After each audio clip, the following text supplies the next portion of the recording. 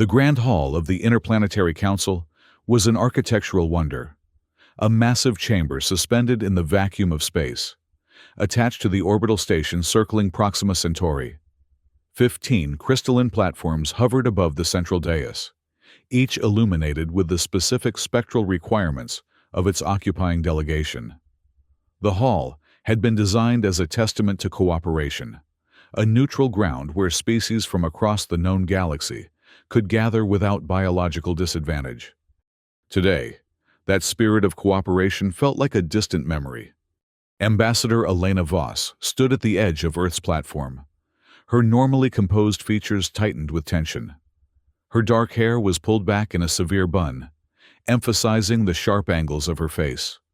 She wore the traditional navy blue diplomatic uniform of United Earth, adorned only with a small silver pin depicting the ancient olive branch, a symbol from her homeworld that most aliens found quaint and archaic.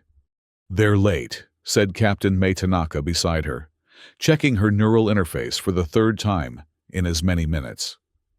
The captain's military posture never faltered, even after standing at attention for nearly an hour. Her presence was a requirement at these proceedings, a reminder that while Earth came in peace, it was prepared for other outcomes. "The Ether Empire enjoys making entrances," Elena replied softly. "A power play. They've kept us waiting longer in the past." Behind them, Dr. Raj Patel was engrossed in his data tablet, seemingly oblivious to the tension. The scientist's fingers traced patterns in the air as he manipulated holographic equations only he could see through his specialized lenses. He mumbled something about energy conversion ratios before Elena cleared her throat pointedly. "Sorry, Ambassador," he said, looking up with a distracted smile. "Just working on some calculations for the relief proposal. If the Council approves our agricultural aid package, we'll need to increase production by 17% on the lunar facilities." The fourth member of their delegation, Thrax, stood slightly apart from the humans. The translator's iridescent skin shifted subtly with the light, a natural trait of their species that made them particularly adept at conveying nuance across languages. 6 specialized vocal chambers within their elongated neck allowed Thrax to produce sounds impossible for human anatomy. "Ambassador," Thrax said in perfectly modulated English, "my sensory receptors detect heightened pheromone release from the Krell delegation.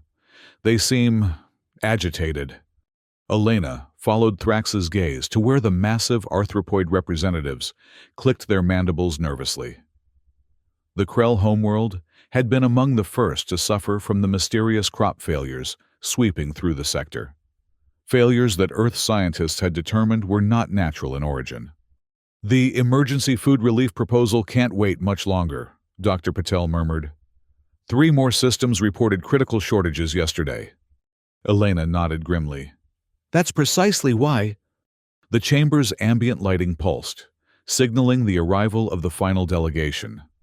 All eyes turned to the largest platform as it illuminated with a cold, blue-white light. The Ether Empire's representatives materialized in a display of unnecessary technological showmanship, their transport technology deliberately showy compared to the conventional shuttles used by other species. Ambassador Kale stood at the center of his delegation, his elongated frame draped in the flowing silver robes that denoted his high status within the Empire.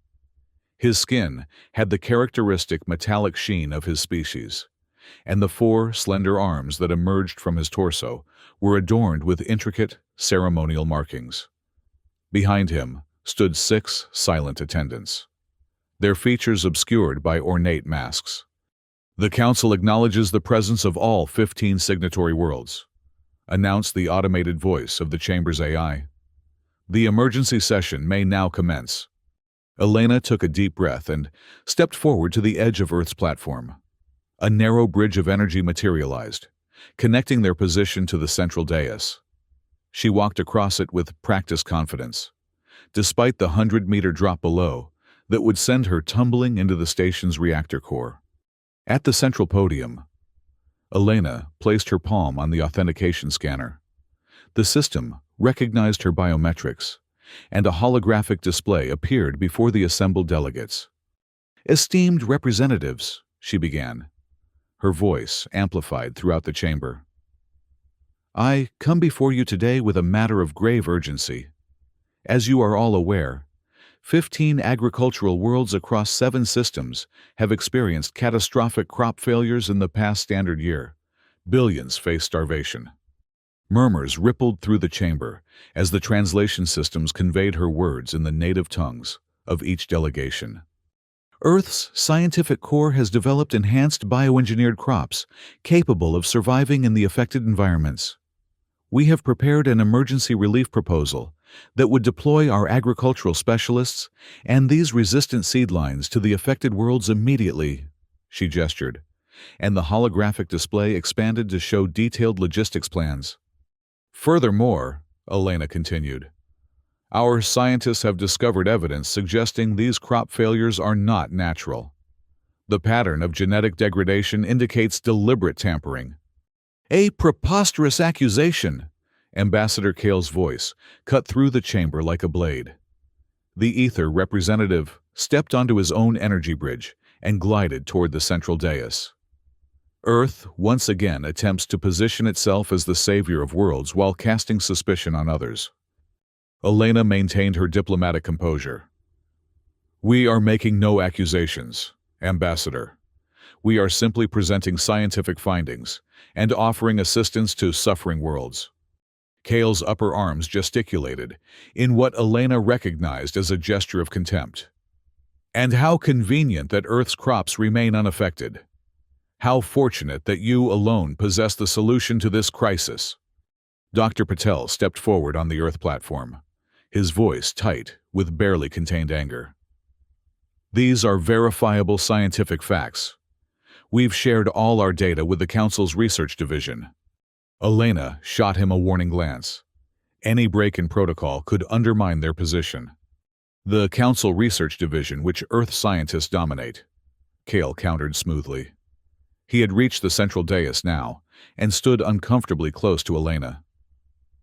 "The Ether Empire rejects this transparent attempt at galactic manipulation." With a sudden movement that sent gasps through the chamber, Kale snatched the physical document from the podium, the ceremonial paper version of the treaty that would be signed if approved. Before anyone could react, he tore it in half with his 4 hands, the sound echoing in the shocked silence. "The talks have collapsed," he announced with cold finality. "The Ether Empire will not be party to Earth's machinations." Elena stood frozen, the torn document fragments floating in the zero-gravity field between them. This wasn't merely a rejection of the proposal. It was a deliberate, public insult designed to humiliate Earth before the entire Council. "Ambassador Kale," she began, fighting to keep her voice steady. "This behavior is—" "This session is adjourned," declared the Krell representative suddenly, their clicking mandibles translating as distress signals. Other delegations began murmuring in agreement, clearly unwilling to risk the Empire's displeasure by continuing. As the chamber descended into chaos, Elena's neural interface vibrated with an incoming priority message. It was from Earth Command. All Earth personnel to withdraw from Proxima Station within 72 hours. Diplomatic relations with Council suspended pending security review. Elena stared at the message in disbelief. 72 hours to evacuate hundreds of Earth citizens from the station. Scientists, diplomats, support staff. It was an almost impossible time frame. As she looked up, she caught Ambassador Kale watching her with what she could only interpret as satisfaction. It struck her then. This had been the Empire's plan all along. Force Earth into a hasty, disorganized retreat. And they had just succeeded. Captain Tanaka was already issuing quiet orders into her communication device when Elena returned to the Earth platform. Thrax's skin had darkened to a deep purple, a sign of distress in their species. Only Dr. Patel seemed oblivious to the gravity of the situation, still staring at his data tablet with intense concentration. "We have our orders," Elena announced to her team, once they were alone in the secure Earth Embassy quarters. Complete withdrawal within 72 hours. That's not possible, Tanaka objected immediately. We have over 300 personnel scattered across the station, sensitive equipment, confidential data. I'm aware of the logistics, Captain, Elena interrupted. But the order comes directly from the Security Council. Something has happened that we're not privy to. Dr. Patel finally looked up from his tablet. The relief crops, he said quietly.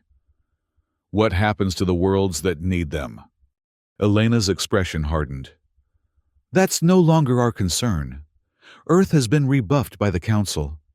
We focus on our people now.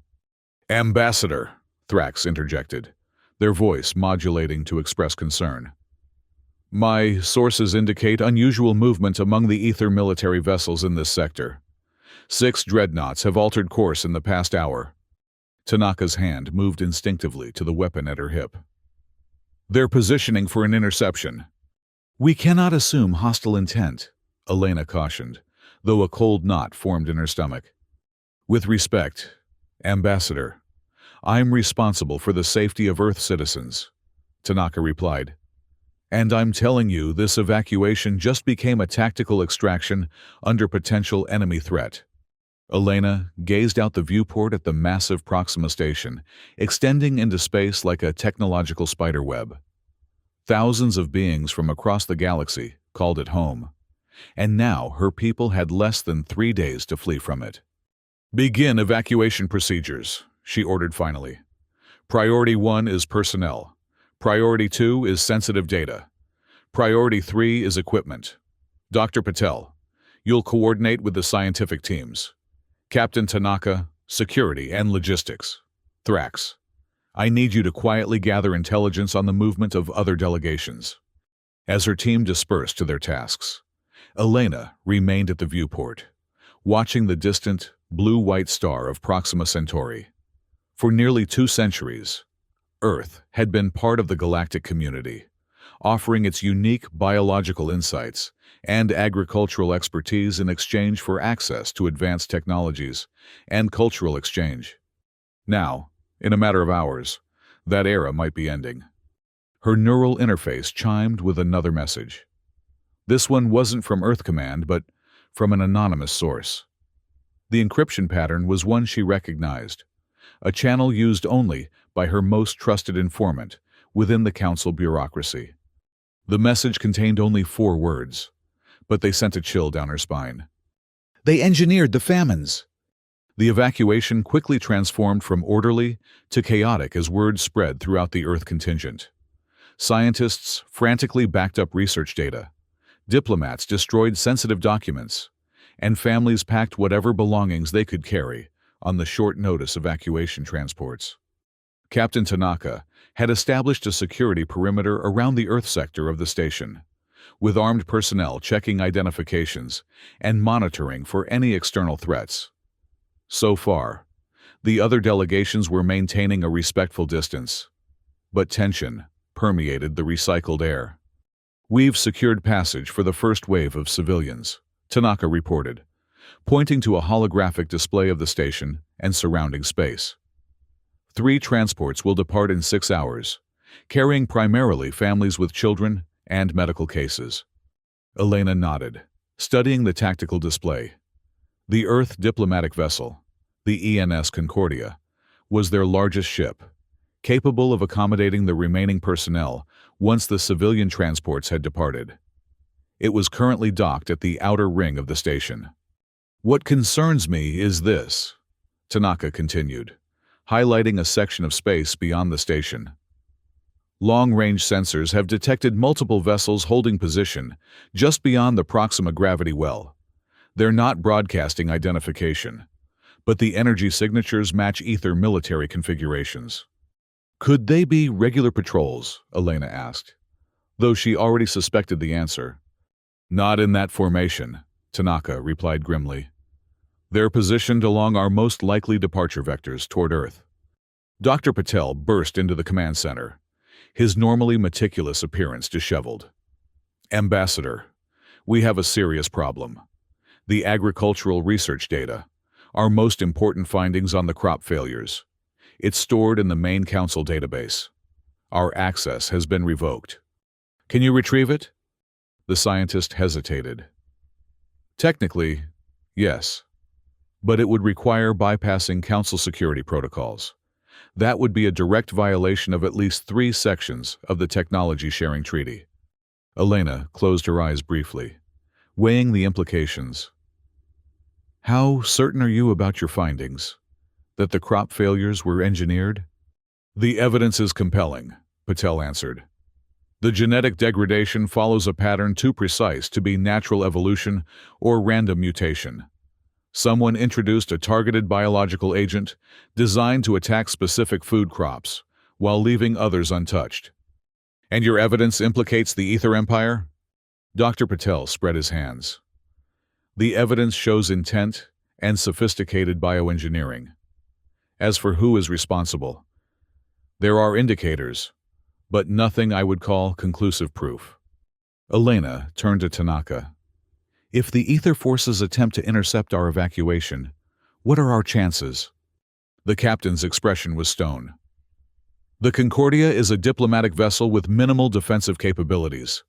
Against Ether warships, we wouldn't last 5 minutes in direct confrontation. Then we avoid confrontation. Elena decided. Dr. Patel, retrieve your data by whatever means necessary. Captain, I want alternative evacuation routes plotted. Anything that avoids those Ether positions. There is one possibility, Tanaka said slowly. But it would require a significant detour through the asteroid field at the edge of the system. It would add at least 3 days to our journey time, which puts us beyond our life support margins for the number of personnel we're carrying, Patel pointed out. Elena faced the impossible equation. Risk a military confrontation they couldn't win, or stretch their resources beyond safe limits. Neither option guaranteed the safety of the Earth citizens depending on her decisions. Her neural interface chimed again, another message from her anonymous source. Ether Economic Council, manipulating food markets, engineered scarcity for profit and control. Evidence in restricted database. Section Delta 9. This was it. The proof they needed. But accessing such a highly restricted area of the Council database would be considered espionage, a direct act of aggression against the Council. Ambassador? Thrax had entered the command center silently, their skin now a muted gray, their species' coloration for delivering bad news. I've intercepted communications from the Krell delegation. They're formally severing diplomatic ties with Earth, effective immediately. The Krell, Elena was stunned. Their people are starving. They need our agricultural aid more than anyone. The communication indicates they've received assurances from the Ether Empire regarding emergency food supplies, Thrax explained. However, my analysis suggests these promises are unlikely to be fulfilled. They're being coerced, Elena realized. The Empire is using the food crisis to force allegiances. A new alert sounded on the tactical display. Captain Tanaka moved to investigate, her expression darkening. The Ether vessels are moving, taking up positions that effectively blockade all standard routes to the jump point. How long until the first civilian transports launch? Elena asked. 4 hours, 17 minutes, Tanaka replied. Elena made her decision. Captain, delay the civilian launches by 2 hours. Dr. Patel, you and I are going to access that restricted database. Thrax, continue monitoring communications. I want to know if any other delegations are planning to follow the Krell's example. As they dispersed to their tasks, Elena felt the weight of 300 lives pressing down on her shoulders. The political crisis had become a potential military confrontation, with Earth citizens caught in the middle. Whatever happened in the next 72 hours would reshape humanity's place in the galactic community for generations to come. And she was the one who would have to make the impossible choices. The central data core of Proxima Station was housed in a heavily secured section, accessible only to the highest-ranking council officials and technical staff. Elena and Dr. Patel approached the main access point, their Earth diplomatic credentials displayed prominently, despite the knowledge that they would be insufficient for what they were about to attempt. "Remember," Elena murmured to Patel, "if we're caught, I ordered you to do this. Full responsibility falls to me." The scientist nodded grimly, his fingers nervously tapping against the specialized data crystal hidden in his palm, a tool designed to bypass security systems that Earth had developed but never acknowledged possessing. A Council security officer, a towering Draxian with 4 eyes positioned around its armored skull, blocked their path. "Identification and purpose," it rumbled in the common galactic language. Elena stepped forward with practiced diplomatic confidence. "Ambassador Elena Voss of Earth, accompanied by Dr. Raj Patel, our chief scientific liaison. We're here to retrieve Earth's proprietary agricultural research data before our departure." The Draxian's upper eyes narrowed. "I have received no authorization for Earth personnel to access the data core." "Check again," Elena suggested smoothly. "The authorization was granted by Sub-Administrator Venn just 30 minutes ago." It was a calculated risk. Sub-Administrator Venn oversaw hundreds of access requests daily and was notorious for poor record-keeping. The Draxian hesitated, its lower eyes blinking in sequence as it consulted its neural feed. During this moment of uncertainty, Dr. Patel surreptitiously pressed the data crystal against the nearby terminal. The device activated silently, creating a phantom authorization that would appear legitimate under standard security protocols. The Draxian's posture shifted subtly. "Authorization confirmed. You may proceed, but retrieval only of Earth-originated data is permitted." "Of course," Elena agreed readily. "We have no interest in other matters." As they passed the security checkpoint, Patel exhaled slowly. "That was too close." "We're not done yet," Elena reminded him, as they entered the vast chamber housing the data core, a crystalline structure that rose 20 meters from floor to ceiling, pulsing with the blue-white light of active quantum computations. "Station security protocols give us approximately 12 minutes before the phantom authorization is flagged for routine verification," Patel explained, approaching a terminal embedded in the wall. "After that, we'll have at most 2 minutes before physical security arrives." "Then we'd better be quick," Elena said. "Delta 9 section?" Patel's fingers flew across the holographic interface. "Accessing now. This is highly encrypted, beyond standard diplomatic protections. Can you break it?" "Not in the time we have." Patel looked frustrated. "We need a Council oversight access key." Elena removed a small device from her inner pocket, a neural interface bypass that contained the access credentials of a Council member who had been surprisingly careless with their security during a diplomatic reception 3 months earlier. It was the kind of insurance she had hoped never to use. "Will this work?" she asked, handing it to Patel. The scientist raised his eyebrows but asked no questions as he connected the device to the terminal. The interface flashed green, and restricted data began flooding the screen. "My God," Patel whispered as he scrolled through the information. "It's all here. Market manipulation algorithms, biological weapon deployment schedules, bribery records for officials on affected worlds." He inserted a data rod into the terminal and began transferring files. "Focus on the evidence linking the Ether Empire to the crop failures," Elena instructed, keeping an eye on the entrance. "That's our priority." "There's more," Patel said, his voice tight with anger. "They've been developing targeted biological agents specific to Earth agriculture. They're planning to bring the famine to Earth next."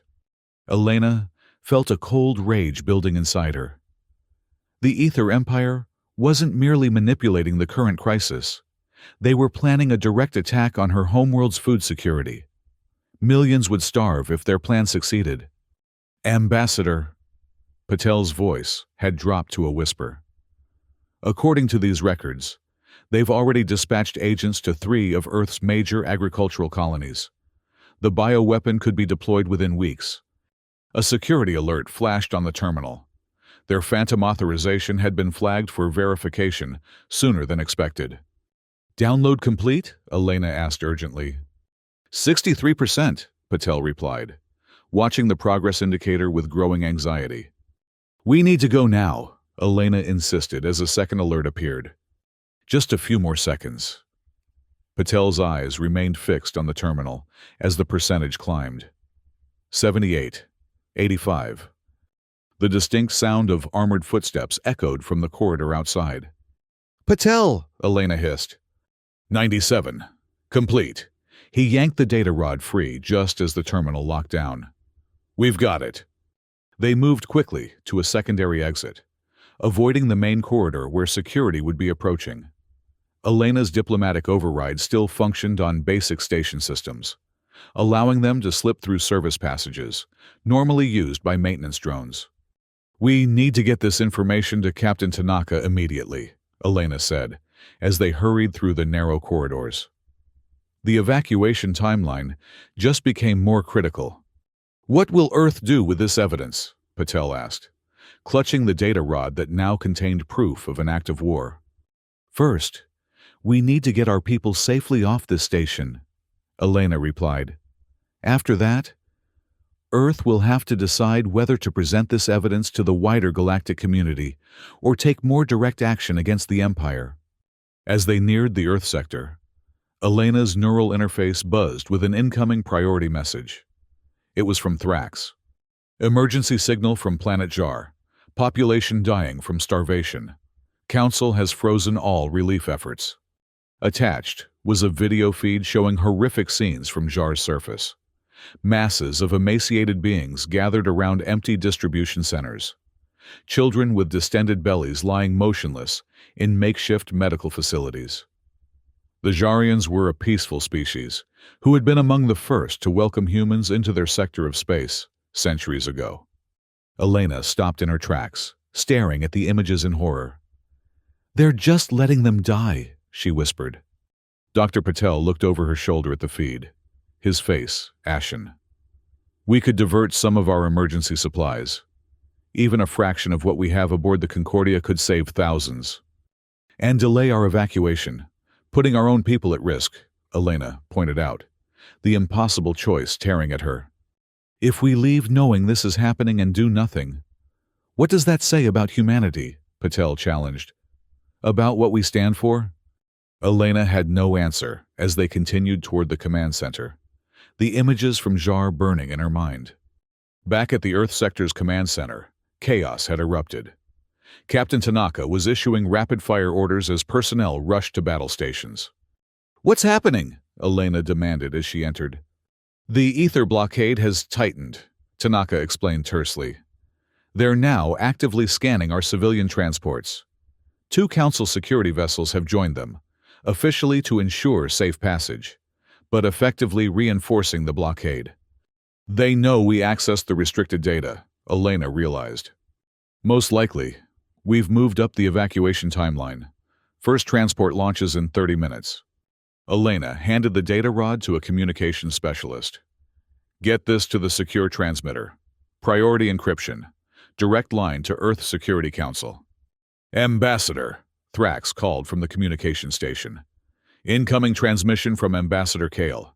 He's requesting, no, demanding to speak with you." Elena straightened her uniform. "Put him through." The holographic projector flickered to life, displaying Kale's elongated form.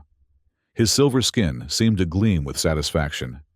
"Ambassador Voss," he began without preamble. "It seems Earth personnel have been engaged in espionage against the Council. A serious charge, one that could justify preventative measures to ensure no sensitive information leaves the station." "We retrieved our own research data," Elena replied coolly. "Data that proves the Ether Empire engineered the crop failures affecting billions across the galaxy." A flicker of surprise crossed Kale's alien features before his composure returned. "Baseless accusations from a desperate regime. The Council will not look kindly on such slander. We're leaving. Ambassador Kale, our civilian transports will depart on schedule. followed by the Concordia. Any attempt to interfere with our evacuation will be considered an act of war against Earth. You have no leverage, Ambassador Voss, Kyle said, his voice hardening. Your ships will be inspected before departure to ensure no Council property leaves the station. That is non-negotiable. The transmission ended abruptly. He's stalling, Tanaka said immediately, giving their military vessels time to move into optimal interception positions. Elena made a decision that would change everything. Prepare the Concordia for immediate departure. All remaining personnel will evacuate on the flagship. The civilian transports will launch simultaneously with us. We'll provide cover. Elena turned to Dr. Patel. Doctor, the evidence we've gathered needs to reach Earth, regardless of whether we make it back safely. Understanding dawned on Patel's face. You want me to transmit it publicly? Not yet. First, I need you to prepare a data package for the Galactic Network. Include everything we have on the engineered famines, the market manipulations, and the planned attack on Earth's colonies. If Kale attempts to prevent our departure, we release it to every world in the Council simultaneously. That would effectively destroy the Council, Tanaka pointed out. The political fallout would be catastrophic. Better a political catastrophe than a military one, Elena replied, or allowing billions to starve while we flee with the truth. The command center erupted into activity as final evacuation orders were issued. Personnel grabbed whatever they could carry as they rushed toward the docking bays. The atmosphere was tense with the knowledge that they might be racing toward a confrontation they couldn't win. Elena stood before the communications array, making a decision that went against all diplomatic protocol. She activated a direct channel to the Galactic Network, the independent media consortium that broadcast across all Council worlds.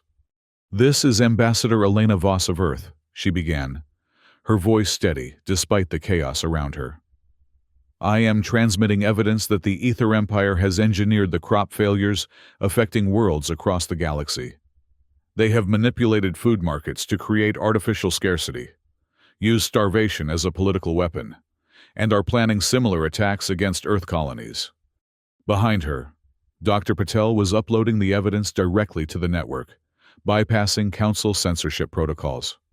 I call upon all sentient beings who value truth and justice to examine this evidence. Elena continued. The Council has been compromised by ether influence. Earth withdraws from these corrupt proceedings, but remains committed to providing humanitarian aid to suffering worlds. Captain Tanaka approached urgently. Ambassador, the ether vessels are powering weapon systems. We need to launch now. Elena ended the transmission and followed Tanaka toward the evacuation point. Throughout the station, view screens were displaying the evidence she had just released, damning proof of ether manipulation and Council complicity. Already, reports were coming in of protests erupting on multiple worlds as the truth spread. The Council is calling an emergency session, Thrax reported, as they hurried through the corridors. Several delegations are demanding explanations from the ether representatives. It won't matter if we don't get out of here alive, Elena replied grimly. They reached the docking bay, where the Concordia waited, its engines already humming with pre-launch energy. The massive diplomatic vessel had been retrofitted with additional passenger compartments to accommodate the evacuation, giving it a bulkier profile than its usual sleek appearance. All personnel accounted for, a security officer reported, as Elena and her team boarded. Civilian transports are ready for simultaneous launch. On the bridge, Captain Tanaka took command, directing the final preparations for departure. Elena stood at the tactical display, watching as the civilian transports detached from their docking clamps. Ether vessels adjusting course to intercept, reported the sensor officer. Council security ships are moving to blockade the jump point. Stay on course, Tanaka ordered. Maximum thrust once we clear the station's defensive perimeter. The Concordia shuddered as its engines engaged, pushing the massive vessel away from Proxima Station. On parallel vectors, the three civilian transports accelerated toward open space. Incoming transmission from Ether Command, Thrax announced. They're ordering all Earth vessels to power down and prepare for boarding. Ignore it, Elena instructed. Weapons lock, shouted the tactical officer. Ether destroyer targeting our engine section. Tanaka's response was immediate. Evasive pattern delta. Deploy countermeasures. The Concordia lurched as it executed a maneuver that strained its structural integrity. Behind them, the civilian transport scattered in prearranged escape vectors. They fired! The bridge erupted in alarm as energy weapons discharged from the ether vessel.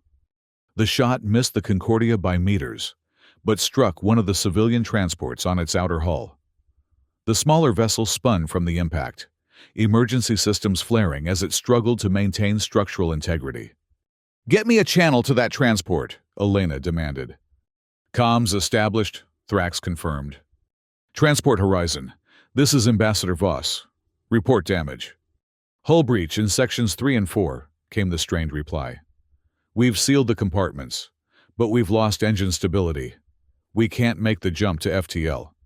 Elena turned to Tanaka. We can't leave them. The captain nodded grimly. Tactical. Prepare defensive positions. We're going back for the horizon. The Concordia executed a sweeping turn that brought it between the damaged transport and the approaching ether vessels.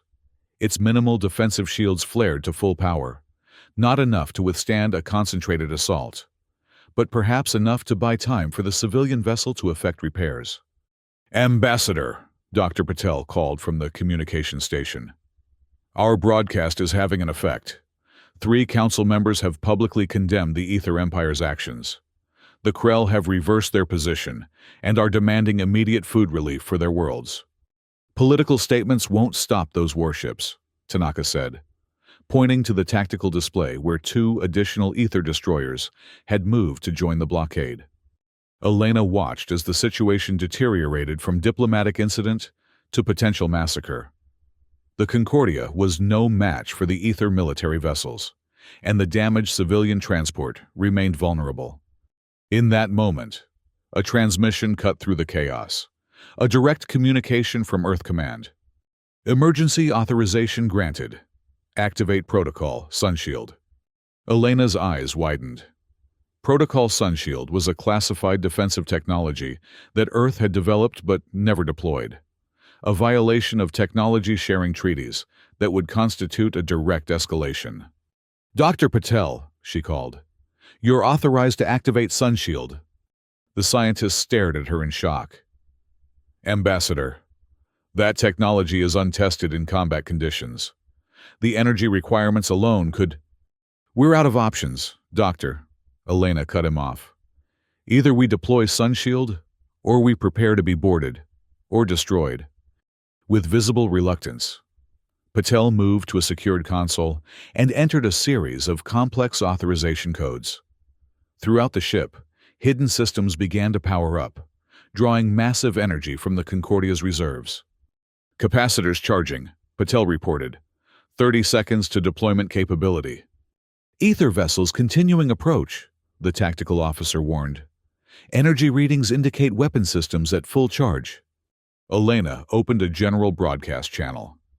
This is Ambassador Elena Voss to all vessels. Earth is prepared to deploy defensive measures that will neutralize your weapons capabilities. Stand down and allow our ship safe passage. The only response was another weapons discharge from the lead ether destroyer, this one striking the Concordia's outer shields, which flared brilliantly before stabilizing. Shields at 62%, reported the defense officer. Direct hit to our current position will breach containment. Sunshield ready, Patel announced. Elena exchanged a glance with Captain Tanaka, who gave a terse nod. Activate Sunshield, Elena ordered. Dr. Patel pressed his palm against the console's authentication panel. Sunshield activating. For a moment, nothing seemed to happen.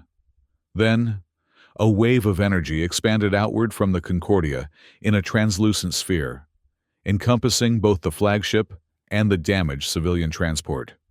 Where the energy field passed, electronic systems flickered and reset.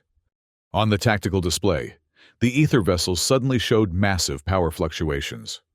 Their weapon systems went offline, propulsion faltered, and communication arrays fell silent. "It worked," Patel breathed, sounding surprised despite his own expertise. "The directed energy pulse has disabled their offensive capabilities without permanently damaging their life support." "How long will it last?" Tanaka demanded. 30 minutes at most, Patel replied. "After that, their systems will reset. Enough time to get the civilian transport moving and reach the jump point." Elena decided. "Captain, coordinate with the Horizon. Let's get our people home." As engineering teams from the Concordia transferred to the damaged transport to assist with repairs, Elena received another priority communication, this one directly from the Earth Security Council. Evidence received and authenticated. Earth formally withdraws from all interplanetary treaties, close all embassies, and return to Sol system immediately. It was a complete diplomatic rupture, unprecedented in 2 centuries of galactic relations. Earth was cutting itself off from the interstellar community entirely. "Ambassador." Thrax approached, their skin now a pale blue that indicated deep concern. "The Galactic Network is reporting widespread unrest across Council worlds. Your evidence has sparked demonstrations on 14 planets. The Council chamber itself has been occupied by protesters." Elena watched on the view screens as scenes of chaos unfolded across the galaxy. The carefully maintained order of the Council was crumbling in real time as the truth about the engineered famines spread. "The Horizon reports engines back online," announced the communications officer. "They're ready to proceed to the jump point." "All vessels maximum acceleration," Tanaka ordered. "Form up for mutual defense." The Earthships moved in tight formation toward the jump point that would allow them to access the faster-than-light corridors leading back to the Sol system. Behind them, the ether vessels were beginning to show signs of recovery, systems gradually coming back online. "They won't reach operational capacity before we make the jump," Patel assured them, monitoring the effectiveness of the sunshield technology. As they approached the jump point, Elena stood at the forward viewport, watching as the stars prepared to streak into the relativistic blur of FTL travel. Behind them lay the Proxima system and the Council that had failed in its most fundamental purpose, to ensure peace and cooperation among the stars. "Ambassador," Captain Tanaka said quietly, joining her at the viewport. "Earth Command is requesting your final statement to the Council before we make the jump." Elena considered her words carefully. This would be humanity's last official communication to the galactic community for what might be years or even decades. "Open a channel," she instructed Thrax, who complied with a respectful nod. "This is Ambassador Elena Voss of Earth," she began, her voice steady and resolute. "As our vessels prepare to return to our home system, I deliver this final message to the Interplanetary Council and all worlds who receive this transmission." She paused, feeling the weight of history on her shoulders. "Earth hereby withdraws from all treaties, agreements, and diplomatic arrangements with the Council and its member worlds. We close our embassies, recall our representatives, and seal our borders against those who have betrayed the principles of cooperation and mutual aid." The jump point loomed ahead, its energies beginning to distort the space around their vessels. "But know this," Elena continued, her voice strengthening. "Earth does not abandon those who suffer. To the worlds facing starvation, engineered by the Ether Empire's greed, we make this promise. We will find a way to help you without the corrupt Council's interference. Humanity leaves your halls, but not your struggles." She nodded to Thrax, who ended the transmission just as the first of the civilian transports entered the jump point, disappearing in a flash of relativistic energy. "Jump sequence initiated," announced the navigation officer as the Concordia followed, the fabric of space-time distorting around them. Elena's last view of the Proxima system showed the ether vessels in pursuit, too late to prevent their departure. Then, reality shifted, and the diplomatic vessel was hurtling through subspace toward Earth, leaving behind a galactic order in collapse. 1 month later, Elena stood in the observation dome of Earth's lunar colony, watching the blue-green sphere of humanity's homeworld rotating majestically below. The evidence she had brought back had confirmed Earth's worst fears. The Ether Empire had indeed engineered the crop failures as part of a long-term strategy to control food supplies throughout the Council.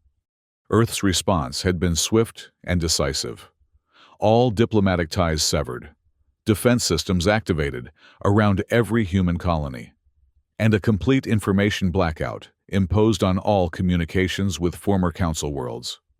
But isolation had brought its own problems. "The reports from our long-range monitoring stations are concerning," said Dr. Patel, who had joined her at the viewport. He looked tired, the strain of the past month evident in the new lines on his face. 7 former Council worlds are experiencing critical food shortages. The Krell homeworld has declared a state of emergency. "And the Council's response?" Elena asked, though she already suspected the answer. "Inadequate," Patel replied bluntly. "The Ether Empire maintains control over most major supply routes, despite the public outrage. They're using the food crisis to force political concessions." Elena sighed, pressing her palm against the transparent dome material. "Exactly as we predicted." "There's more," Patel continued, his voice lowering. "We've detected unauthorized transmissions directed toward Earth from at least 12 worlds. When decrypted, they all contain variations of the same message." He handed her a data tablet displaying the translated communications. The words made Elena's heart constrict. "Please help us, Earth! We are starving. The Council has abandoned us. Earth, return to us." Messages of desperation from worlds that had once been partners in the grand experiment of galactic cooperation, now reduced to begging for aid from the very planet they had helped drive into isolation. "The Security Council remains firm in its position," Patel said. "Earth's borders stay closed. Our priority is protecting our own population from ether aggression.